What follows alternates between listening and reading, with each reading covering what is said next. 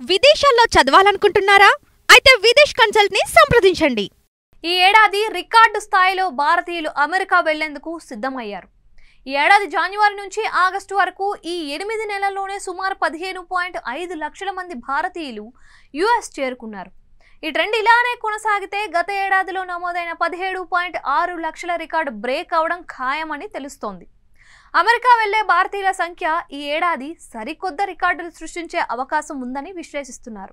సెప్టెంబర్లో విద్యార్థి సీజన్ ముగిసే సమయానికి గత సంవత్సరం గణాంకాలు సరిపోలవచ్చని, ఈ ఇయర్ ఎండింగ్కి మాత్రం కొత్త నెంబర్ నమోదవచ్చని అంటున్నారు. అమెరికాలో ఉన్న 51 లక్షల మంది బలమైన భారతీయ ప్రవాసులు ఉండడంతో ఇక్కడ నుంచి పెద్ద సంఖ్యలో సందర్శించేందుకు స్నేహితులు, బంధువులు ప్రయాణిస్తూ ఉన్నారు. ఈ నేపథ్యంలో జనవరి, ఆగస్టు 2024లో అమెరికా వచ్చే అంతర్జాతీయ సందర్శకులు రెండో అతిపెద్ద ఓవర్సీస్ టూర్ మార్కెట్గా భారత్ అవతరించింది.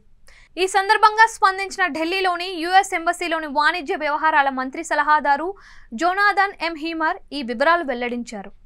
యుఎస్తో భూ సరిహద్దును పంచుకునే కెనడా, మెక్సికో అత్యధిక సంఖ్యలో అంతర్జాతీయ సందర్శకులను యుఎస్కు పంపుతున్నట్లు తెలిపారు.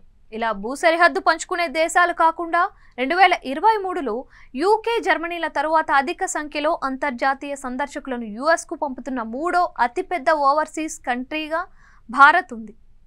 వాస్తవానికి 2019లో ఈ విషయంలో భారత్ 10వ అతిపెద్ద సోర్స్ మార్కెట్గా ఉండేది. ఈ వ్యవహారంపై స్పందించిన national travel and tourism office director Brian bill మాట్లాడుతూ 2027 నాటికి ఏటా $280 బిలియన్ ఖర్చు చేసే 9 కోట్ల మంది సందర్శకులను ఆకర్షించాలనే లక్ష్యంగా పెట్టుకున్నట్లు తెలిపారు.